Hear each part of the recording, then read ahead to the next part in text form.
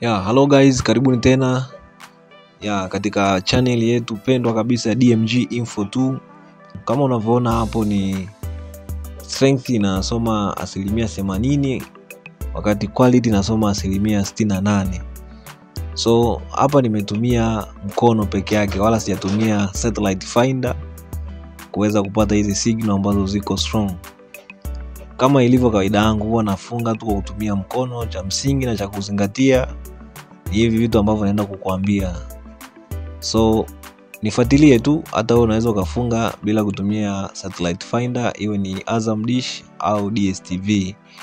So hapa hivi cha msingi cha kuzingatia kwenye dish la Dstv, kwanza unatakiwa sehemu ambayo unaenda kuweka dish lako pawe ni sehemu ambayo ni sehemu ya wazi. Hiyo sio kwa Dstv tu, kwa madishi yote. Yaani pale ambapo unategemea kwenda kulipachika dish lako au kulifix, inatakiwa ni sehemu ambayo ni ya wazi fulani hivi, ambapo signals utapata signal ambazo ni strong, ambazo hazijakingwa labda na matawi ya miti au bati, au labda kuna nyumba mbele yake, au kuna jengo, kuna gorofa, kitu kama hicho.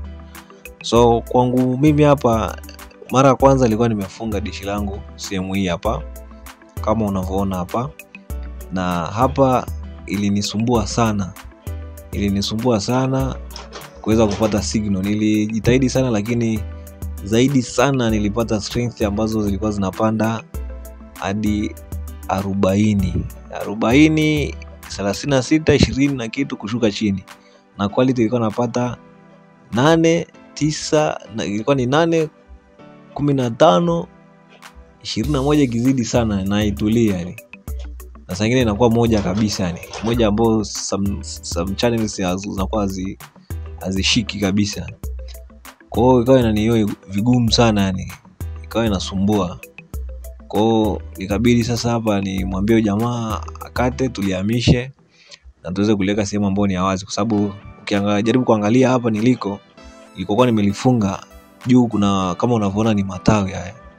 Ni matawi ya miti, na inawezekana ndio chanzo kabisa cha kufanya nisipate signal ambazo ziko strong. Lakini leo ndo tukao tumelihamisha, na kama unavyoona upande ule pale linaonekana liko sehemu ya wazi kabisa, ambazo naamini hakuna kizuizi chochote, na kama litashika basi na yamkini kuna kitu au kuna issue nyingine tofauti na signal za kawaida. Kwa hiyo nimejitahidi pale, tumelifix pale, tumekata miti, tukalifix.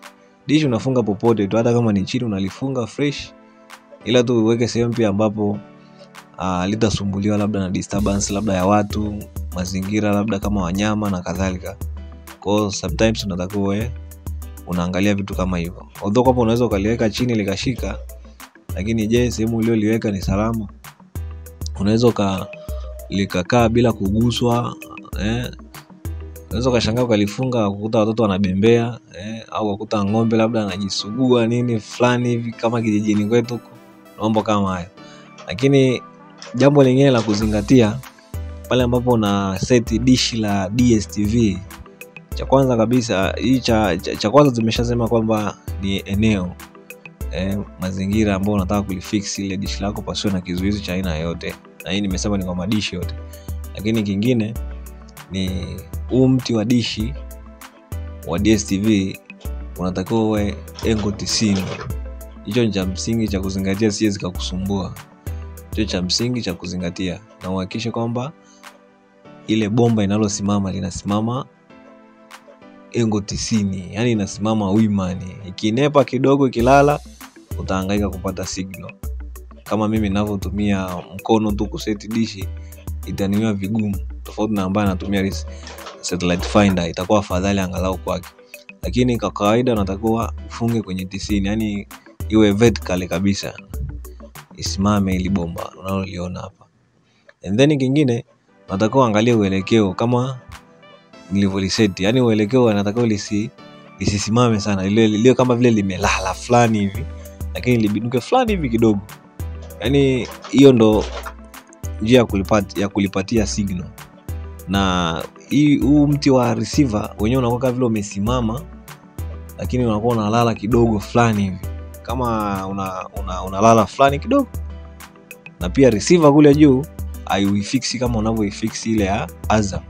Ya Azam tunaifix kwenye 0. Hii hapa inakuwa kama vile imekaa tenge fulani hivi. Kwa katika kuseti natakiwa uzingatie hilo.